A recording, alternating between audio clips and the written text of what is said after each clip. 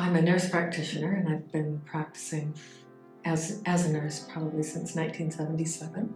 And I've worked with ARID, or worked with Wish House here since within weeks or months of it opening.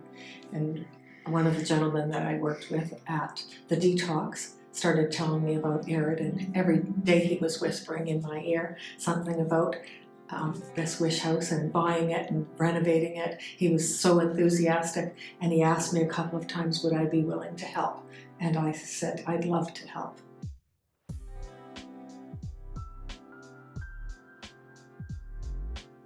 I'd love to help because I saw so many women at the detox that really didn't know where to begin to live a life of sobriety. They didn't even have a clue of how to start into sobriety, and there were times it was heartbreaking.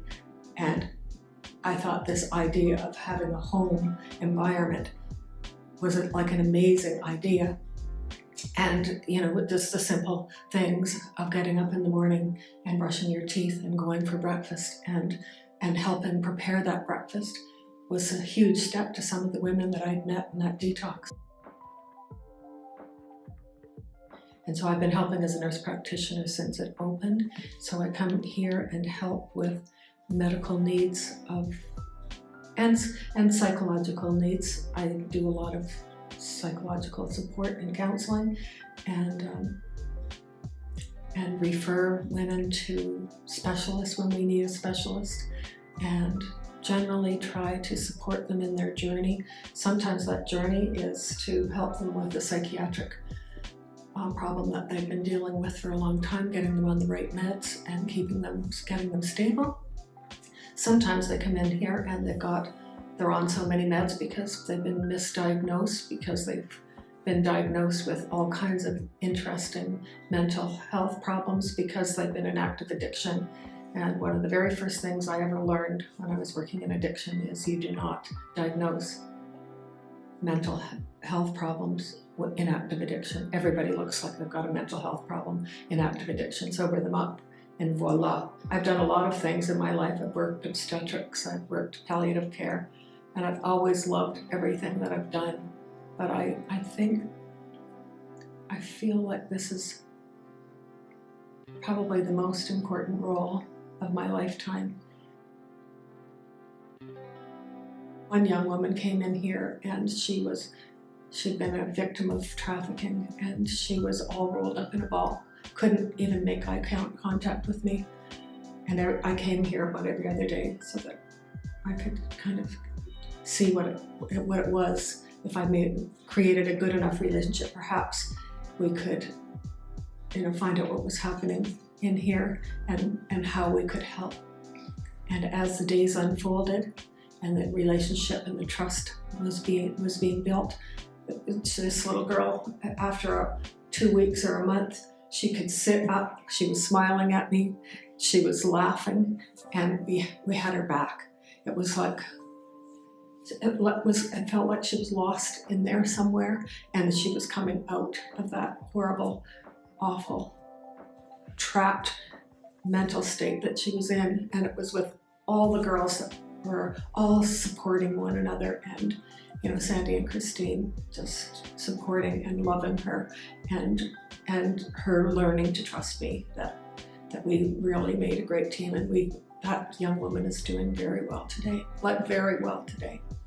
So, in fact, I just texted her yesterday and got a message back, so it was yes.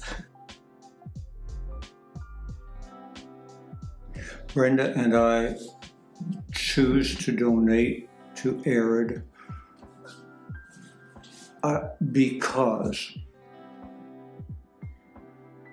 I see the work she does, I see the organization behind it, I see the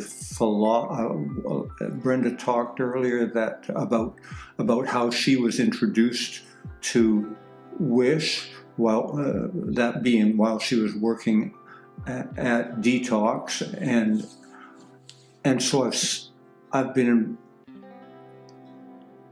I've listened to or watched the development of this facility right from concept, and Brenda has been supportive of it.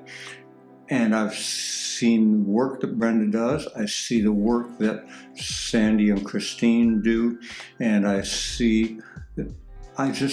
see what's going on here, and I think that if we donate to Wish, I know that there's not one or two or however many layers of administration between the top line and the bottom line that arrives at Wish. I want to support my wife. I want to support things that Brenda supports, and I'm happy to do it. Our own daughter had a real problem with addiction, and we were in a financial position that we could help her and that we could stand behind her. And believe me, I traveled all over the place and took 6 months off work a couple of times. So if we hadn't been in a good financial position, we'd have been in serious trouble, and I don't know what would have happened to our daughter. And I every day, I thank God that we were able to have what it took to be able to support her and look after her. And she went from being in a terrible situation to today she's remarried, happy, and she's got a beautiful husband and wonderful children, and she's the happiest person I know. And that's the way I want her to stay. And there's so many girls out there that don't have parents and don't have people standing behind them, that I want to be that person, stand up behind these girls. If it means texting them every week, or if it means helping them move, or, we've got girls that didn't have a bed, we went and found a bed. And whatever it takes, that's what we would do for our own children. I am so thankful that we were able to, but there was a lot of the AA and NA team that surrounded her and gave her the support she needed to find her life in sobriety. And there's so many people that don't have family, or that have the wherewithal or the funds to be able to even possibly support their kids the way that we've been fortunate enough to do. So we're